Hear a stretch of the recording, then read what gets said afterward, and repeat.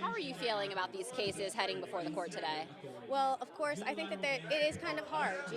Becky just wants to participate in sports. She is a high school girl. This case started when she was 11. So we talk about men and women, but we're talking about kids. We're talking about kids' sports. And right now, we're at the Supreme Court because her right to participate in those sports is being threatened with being taken away. So, well, of course, it's always, exciting when there's an opportunity to enshrine rights. It's also, there's a lot at stake for this one girl who's at the heart of this case. And it's not just West Virginia, right? There's a lot at stake, depending on how they rule, really for the rest of the country. Well, I think that there's two ways that you can view it.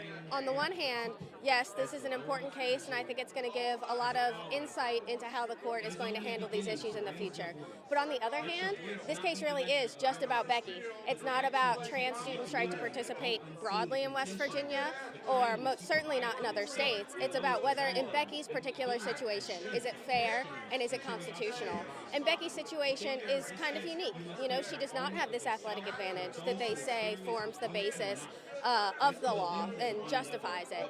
And so the question then is, should this be allowed to happen if Becky is being treated unfairly? And our answer is no. Give us a brief overview of who Becky is. Yeah, so Becky Pepper-Jackson is a West Virginia student. Like I said, this case started when she was 11, when she wanted to do track and field in middle school. She's now a sophomore in high school, and she still does track and field, though her primary sport is now shot put, where she started out as a runner.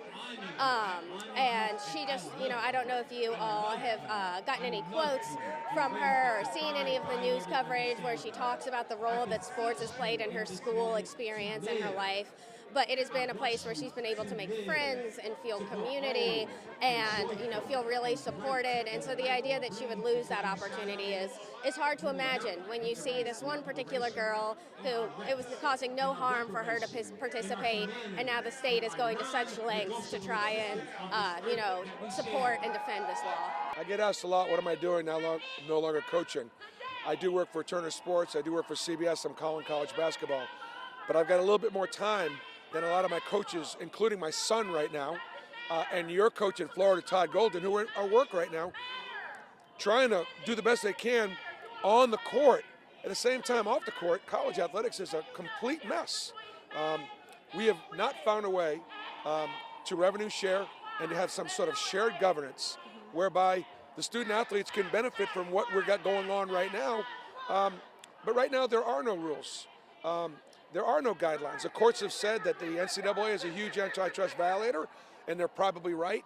I'm just here trying to get Congress and the Senate to understand this is something we need to work on, and it needs to be fixed. What do you make of this issue of transgender athletes and their ability to participate in women's and girls' sports? Well, I had the honor and privilege of coaching right side by side with the great Pat Summitt. Pat Summitt could have coached an NBA team. She could have coached the men's team. She never felt like she needed to validate what she was doing. But I believe that if Pat was still alive, she would be here protecting her girls, protecting those young women that chose to play for her. I'm a father. I'm a grandfather. I don't want my granddaughters dressing in a locker room with boys. I don't want them competing against boys. It's just not fair. This is a no-brainer issue. I can't believe it's all the way up at the Supreme Court. But as long as I was in Washington, D.C., I want to stand with women. I want to stand with the girls. I need the boys out of my girls' locker room. What do you make of how the NCAA has handled this issue? I don't know where the NCAA is on the issue, so I really can't comment. I think they've got bigger problems. Fair enough. Anything else you want to add? I just want to say this. Women's collegiate athletics has done an unbelievable job shaping our country. It brought more women to college campuses. I've been in the weight room with them. I've been in the training room with them. I've been on the practice court. I know how to train. And I know that even though there's Title IX, they're not always supported as well as they should be. I'm here today to support women and to save women's sports. Well, as a transgender woman myself, it was actually the younger generation that finally encouraged me to come out and to be my authentic self. So now with their rights, especially under attack, I feel it's really important to come out and fight for them. So. Did you participate in any sports or anything growing up? I did. I was a wrestler. I did some football and things like that. So I think sports is very important, especially for kids growing up. I don't know. No, so did you, and if you, I don't know how much you want to share, but did you transition older in life or younger in life? So I actually transitioned when I was about 35. I knew by the time I was about 5 that I was transgender, but I just lived in fear my whole life. There were so many things holding me back, and like I said, I dealt with a lot of mental health issues stemming from not coming out and being my authentic self. So growing up and hitting the age of about 35, seeing the younger generations being accepting of their peers and supportive, it really encouraged me, because if they could do it and they could come out and be brave, it gave me the courage to do it as well.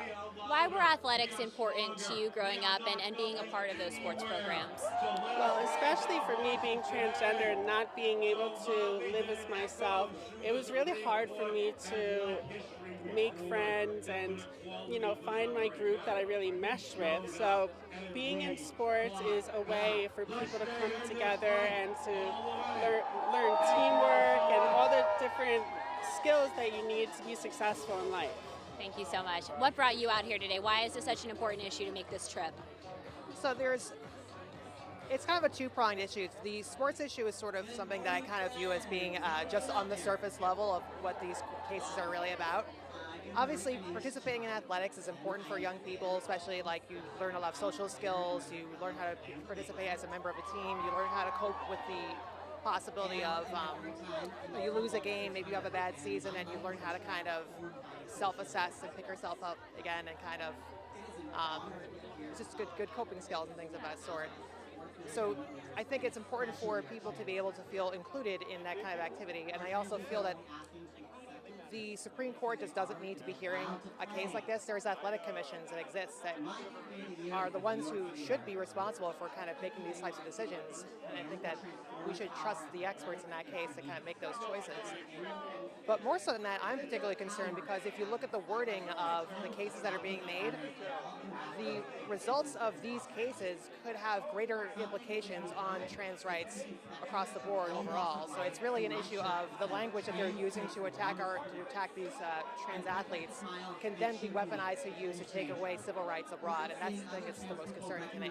I feel very confident that they will answer the question, can states protect women? I think that they will say yes.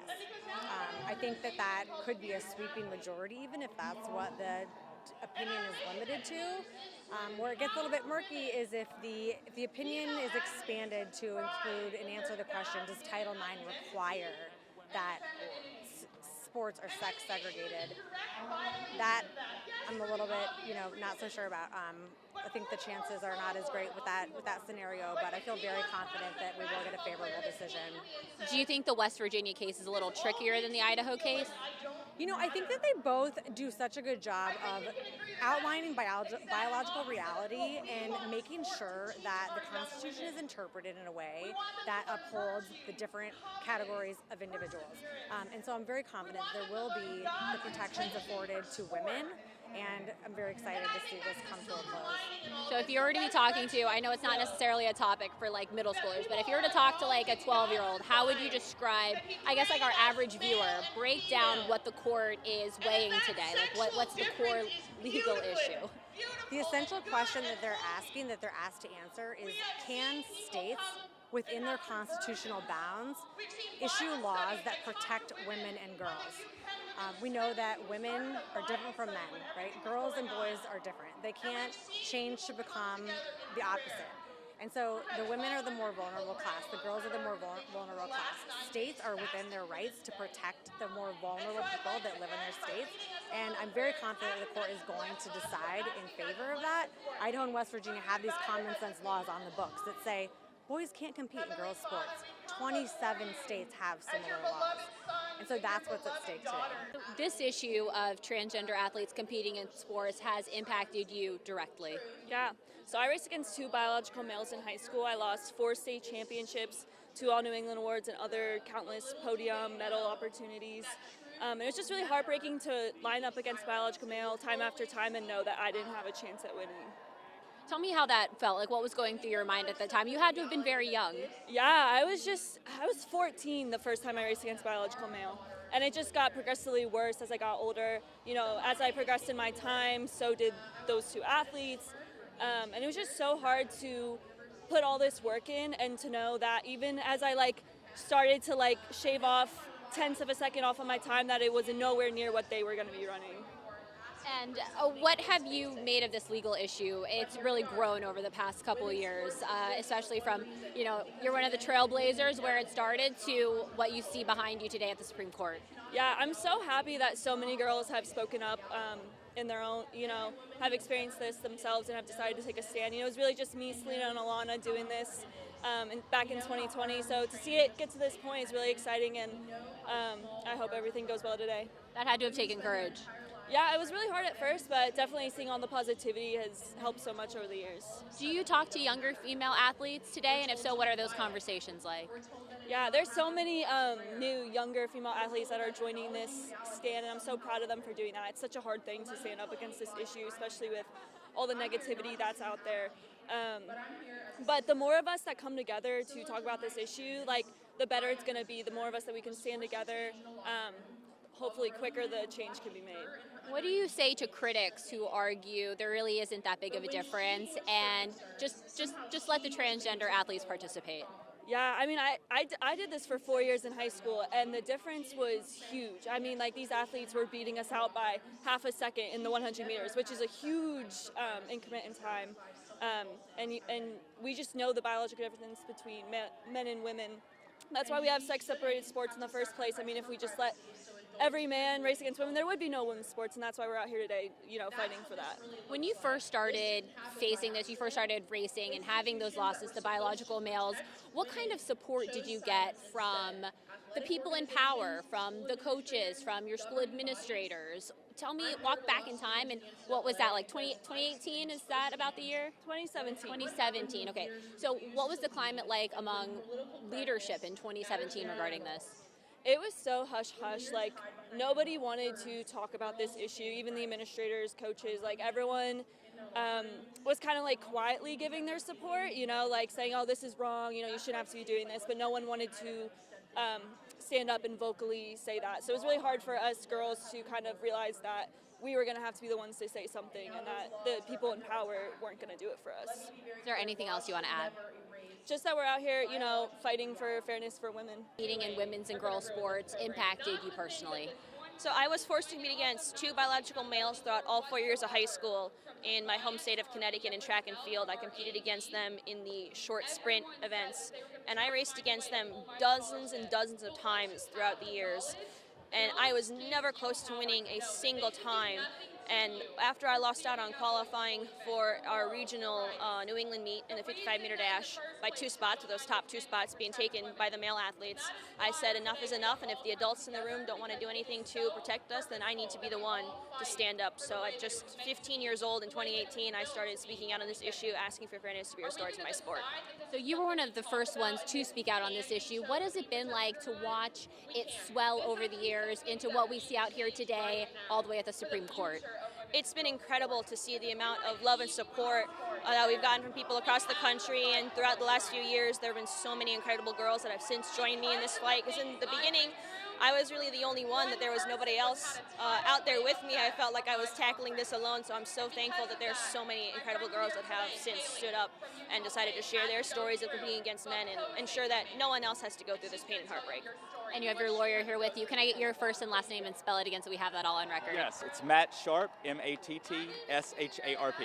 And you've represented her since almost the beginning. That's right. What do you make of how this legal issue has really transformed over the years? Well, from the very beginning, it was courageous young women like Selena, Chelsea, and others in Connecticut speaking out. And it really launched a movement that led to where we're at today at the Supreme Court. It was her story that inspired the lawmakers in Idaho and West Virginia to pass the Save Women's Sports Law. We now have 27 states that passed it, and we're here at the Supreme Court encouraged that the Supreme Court's going to uphold those laws. And so all of that started because of the courageous stand that Selena and others like her stood to make this day possible. Now we want to go to the next step after this and get the victory for them in their case and the girls all across the country so that no woman ever loses out to an opportunity to a man. How tricky do you see the legal battle right now before the court, especially regarding Title IX and the equal protection case as well? We think this is a very simple case. Title IX and equal protection have always allowed states to recognize the differences between men and women.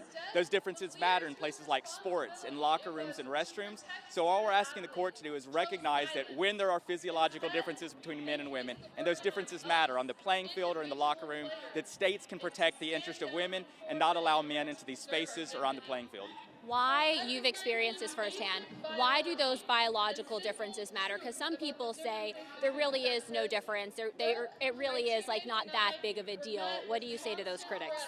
I say that science and common sense tells us the opposite, that there are great physical differences between men and women, and that leads to men performing at a much higher level than us.